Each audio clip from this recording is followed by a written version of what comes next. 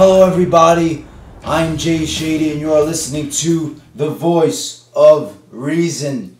Now, my voice is fucking shot. It hurts. It's killing me right now. I was screaming and yelling, blowing my lungs out the whole fucking night. So I'm gonna have to do this review with a tame, laid-back voice. You know, I won't be able to yell. Shouldn't have done that. I won't be able to yell. That's what I was trying to say, like I usually do. So yeah, I went to Raw tonight, Barclays Center, Brooklyn, New York, first Raw at Brooklyn. And, you know, I gotta say, it's always fun when you're going to a show, except for fucking WrestleMania 29, which wasn't fun at all. But it's always fun when you go to a show, you know, but that being said, if I was watching this at home, I think I would be fucking bored to death for most of the show. Now, I mean, it was decent. Like, being there live, the live experience, it was decent, it was good at times, and it's just fun being in that crowd. That crowd was fucking awesome tonight.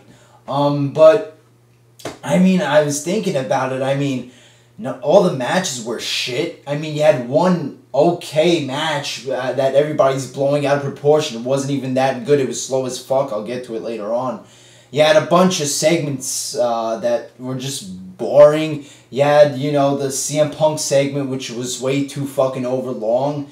And I mean, what do you walk away with? You walk away with, you know, just kind of a boring show where nothing really happens except for the ending. But, yeah, being there, it was fun. You know, I went with my friends, so, you know, it's always fun when you're there live with your friend. The crowd is awesome and shit. You know, good chance tonight. So, yeah, let me talk about the show. First of all, I want to say that some people said that they saw me on TV, so apparently you could see me on TV in some of the spots on Raw, which is fucking awesome. I have to go back and watch it. But yeah, I get there, and they do like some superstar matches for the show Superstars. They have Ryback versus the Brooklyn Brawler. They brought out the Brooklyn Brawler for the Brooklyn crowd. Everybody was going fucking insane for the Brooklyn Brawler. Ryback squashes him in like a minute. They had, I think, Heath Slater versus, The Miz. Heath Slater versus The Miz. Just a boring squash match. The Miz wins. And then we get to the show.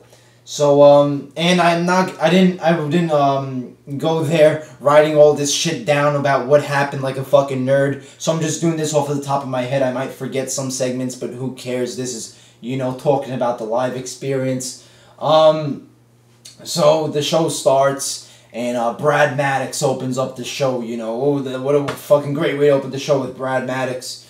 So Brad Maddox comes out, he's talking and shit, and then he's interrupted by John Cena. And I was booing the fucking hell out of John Cena. People told me on Facebook and YouTube that they actually saw me booing the shit out of John Cena. So you could see me in that clip. I have to go back and watch it to check it out myself. I was booing the fuck out of this man. Most of my voice was lost booing this man.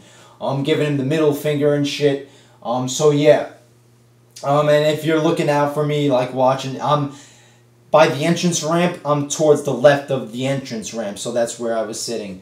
But yeah, John Cena comes out, and he's talking about, you know, SummerSlam and shit, and Brad Maddox says that he'll be able to pick his opponent for SummerSlam. That's what I think this whole segment was about. Honestly, the fucking boos in this arena, whatever the fuck this, arena it is. The boos in this arena drained out all the fucking sound. You couldn't hear anything from this promo. All I heard was SummerSlam and opponent. So, yeah, I don't know if that translated on TV, but you could not hear a fucking word they were saying on the mic. Everybody was booing the shit out of John Cena. So then Randy Orton comes out for some reason, talks about how he's gonna cash in on John Cena. Then Fandango comes out for some weird-ass reason. He says something. Honestly, the crowd was so loud for most of this show, I couldn't hear what everybody was saying. And then we get a match. First, Brad Maddox says that Cena will be able to pick his opponent for SummerSlam. And then we get Randy Orton versus Fandango. And, you know, Randy Orton is so boring and shitty that people are fucking cheering for Fandango. That's how sad it is. This match wasn't good. It was long. It went on to like 8 fucking 30, this match. It was so boring. The crowd was getting so restless. They were throwing fucking Randy Savage chants, which I much appreciated with my shirt. We were doing the fucking wave for like 5 minutes. It was just boring, this match. I mean, seriously, they were just... Fandango was walking around, walking up the steel stairs and coming down. It's like, what the fuck is going on? What am I watching? Randy Orton wins, of course. You know, what else do you expect? Yeah, so you get that.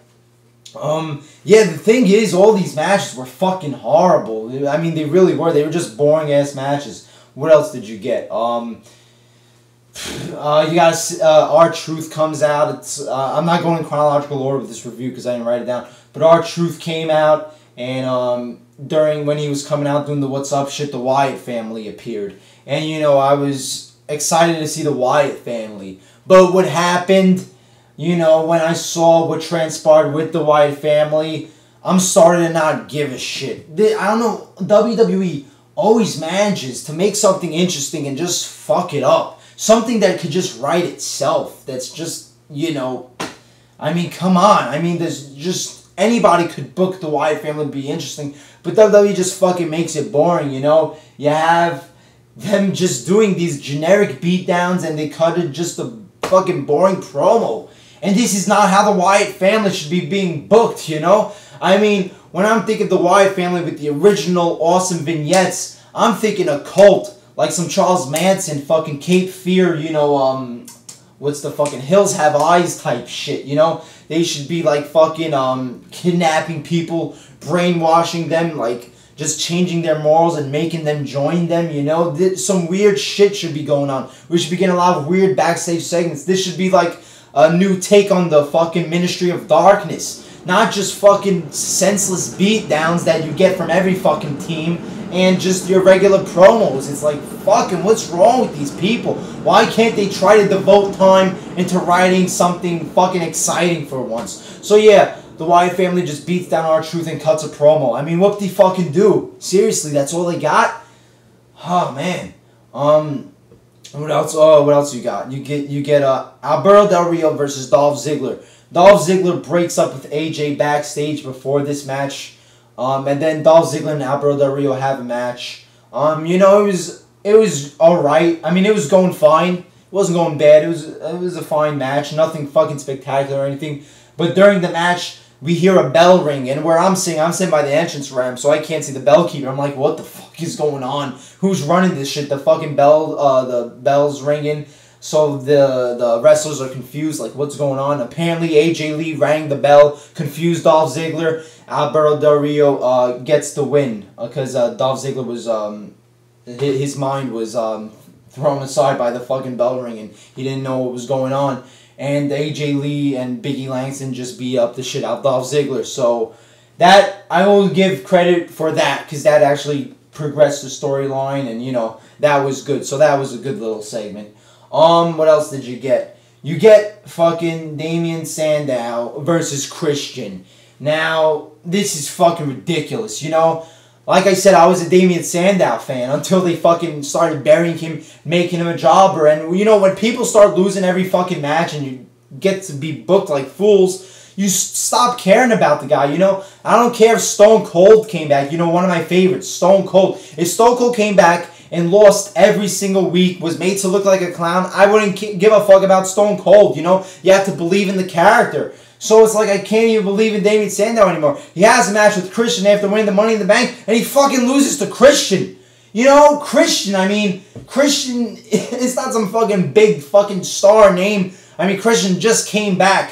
What, I mean, why did Christian need to win this match? Seriously. Excuse me, my voice is going crazy because my voice is raising, so my throat is getting a little thrown off. But why did Christian need to win this match is what I'm saying. Seriously, I mean, Damien Sandow missed the Money in the Bank.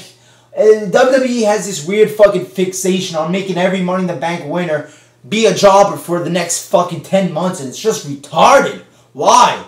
Christian, I mean, I would understand if he was facing fucking John Cena, but seriously, you can't get a victory over Christian? And then I did like what happened after Cody Rhodes came running down the ring and beats the shit out of Damien Sandow, so that feud gets kicked off. I liked it. Cody Rhodes, the crowd was hot for Cody Rhodes. It was good. But fuck, man, losing to Christian. Looks like, you know, this isn't going to be a fucking push for Damien Sandow. It's just going to be more fucking burials. Then you get some fucking shit with, you get this another shitty ass match. Fucking the Real Americans versus the Usos. And I want to say, there was also another Superstars match. It was Tons of Funk versus Primetime Players. That was on Superstars. And I just found out that that app shit is not legit. It's all fucking fixed. It's all a work. It's rigged. Because we got a match during the taping of Superstars with Primetime Players versus Tons of Funk. And the people you could vote for against the to fight the Real Americans were Usos, Tons of Funk, Primetime Players. So they didn't want to bring out people who already performed on Superstars, so they went with the Usos. Not because the fans voted for them, but because it's rigged and those are the people that didn't come out yet. You see what I'm saying? So anybody who's actually voting on this thing, you're wasting your fucking time because it's all fucking set up. So the Usos come out to fight the Real Americans, and that's when I decide to go get myself a fucking 16-ounce Coca-Cola. Couldn't give a fucking shit. I go to get it within 2 minutes, come back, the match is over. Who gives a fuck? Then we get this Divas match, and holy fucking shit! Throughout this whole night, at least 5 fucking ads and commercials for this Divas reality show. And I am losing my fucking mind.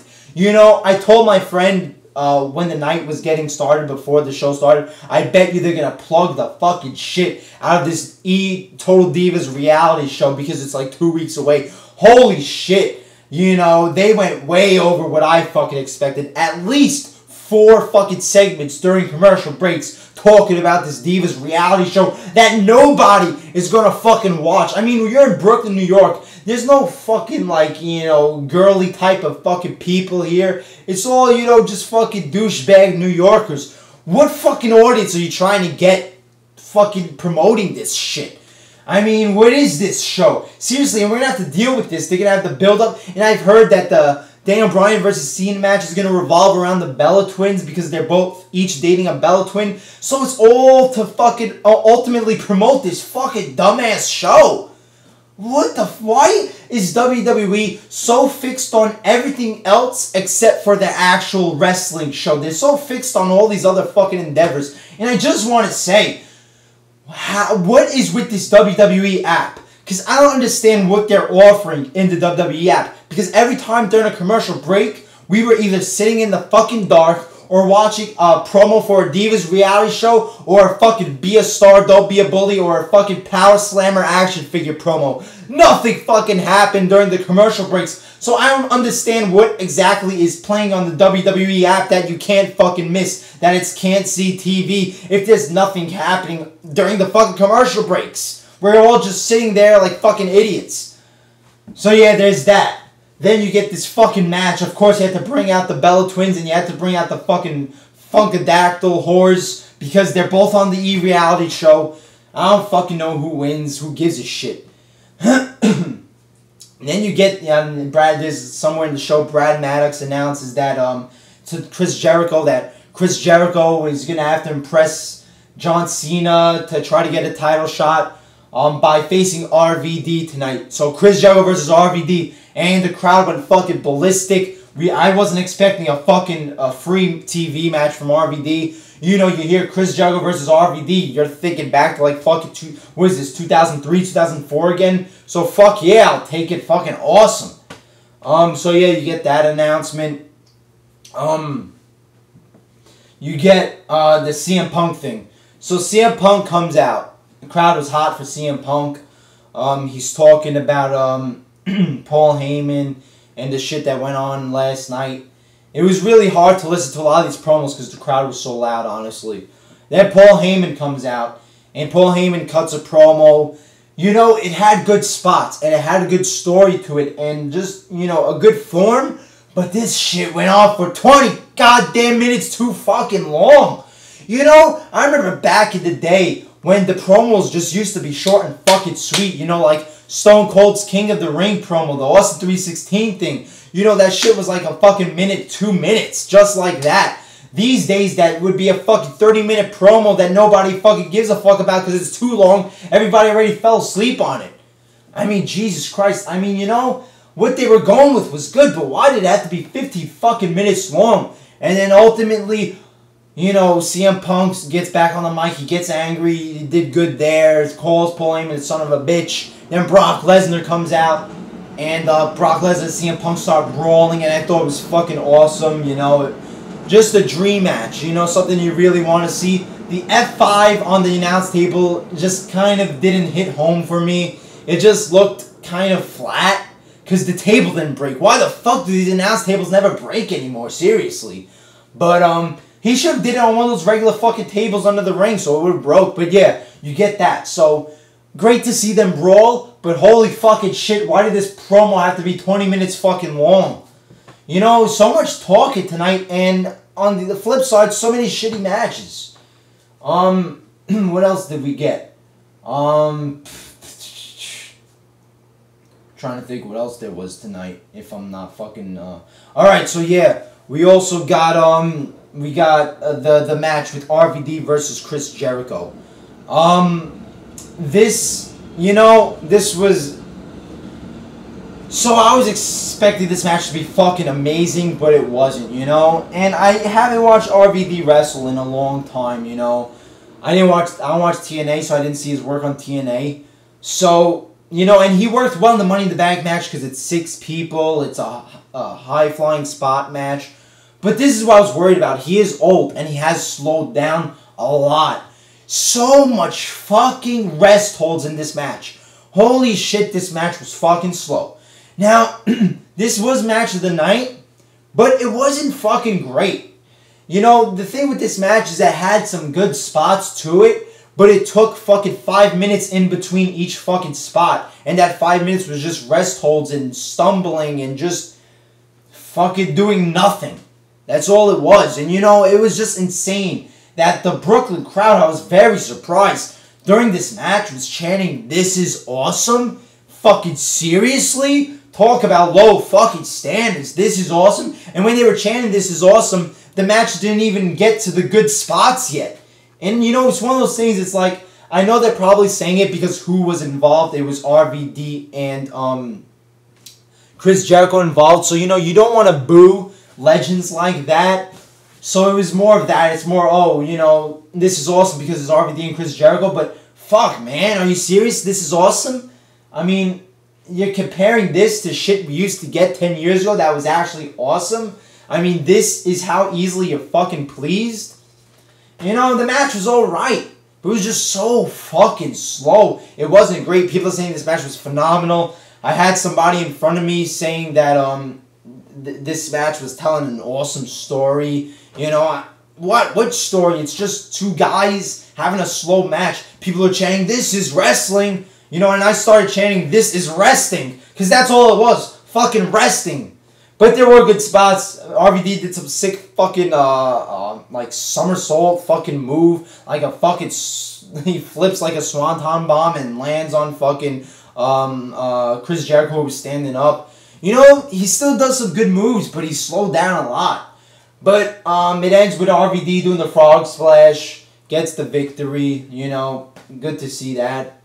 It was nice to see the match. It was okay, it wasn't bad, but it was fucking really slow. Best match of the night, though. And that's, you know, that's sad. That, you know, a slow match like that was best match of the night. Then you get to the main event segment. Cena comes out. And he's gonna announce who's gonna face him at SummerSlam, and the whole roster is there. And I'm booing the shit out of Cena again. By this time, my voice is really shot, so I'm fluctuating between a loud, aggressive voice and falsetto because my voice keeps on fucking cracking. But yeah, Cena comes out, and he's got the whole roster there, and he's talking, "Who should I pick?" And he goes through every fucking person. Like, why do they stretch this shit out? He's just talking, "Should I pick Randy Orton, the Viper? You want to see that? Should I pick Ryback? You want to see that?" He goes through the whole roster. Like, you know, why do you have to go through everybody? You know, should I pick Jey Uso? Should I pick Kurt Hawkins? I'm like, just go to the fucking point already. So eventually, of course, everybody's chanting fucking yes. So there's no way WWE cannot say Daniel Bryan, or else they'd have a fucking riot on their hands. Holy shit, this crowd was fucking behind Daniel Bryan. Yes, chants throughout the night. Daniel Bryan chants throughout the night. So yeah, he announces Daniel Bryan, everybody's going crazy, and it ends with yes, yes, yes. So we got that SummerSlam match. So I told you people, don't worry about Randy Orton winning Money in the Bank, because this is all revolving around Daniel Bryan. This is all ultimately giving Daniel Bryan the title. So there you go. It'll be Daniel Bryan and Cena, and then it's going to go on to Daniel Bryan versus Randy Orton for the title. You know, so everything is fine. And the night ends like that. You have the dark match with Cena versus Ryback, tables match for the title. It was just a shitty, boring match. You didn't even get 5 moves of doom. You just got one fucking move, the FU on the table. And that's it. The fans go home happy. But, yeah. You know, it was a fun experience. I was fucking cheering throughout the night, chanting shit. You know, fun crowd, really fun crowd. You know, even though the crowd did fucking die down towards the middle of the show because the shit was just getting really fucking boring. There was a point where it was just 45 minutes of horrible shit. Horrible with the Divas shit. With the fucking the Damian Sandow getting buried shit. The fucking Primetime Players versus the Real Americans. That was a whole bunch together. Not Primetime Players. The Usos versus the Real Americans. But yeah. So, you know, it was a fun show to be at. It was a good show to be at. Translate well over TV? I don't think so. I think I would have been bored and I've been ranting and yelling about it. But, yeah. For being there, the live experience, fun fucking crowd, you know. I fucking love a New York crowd, you know. And just make everything so much fun. You know, it could be a fucking show of, you know, just 2 guys sitting on a bench. You know, this is the show we could be watching. Have a crowd, a Brooklyn crowd of 2 guys sitting on the bench, and the crowd will figure out a way to make it fucking fun. So yeah. So there you go. Let me know what you thought of the show live, and let me know if you saw me on TV. I know I was when Cena was coming out at the beginning. Yeah. There you are. I am Jay Shady, the voice of reason. Like, comment, subscribe, and I'll see you later.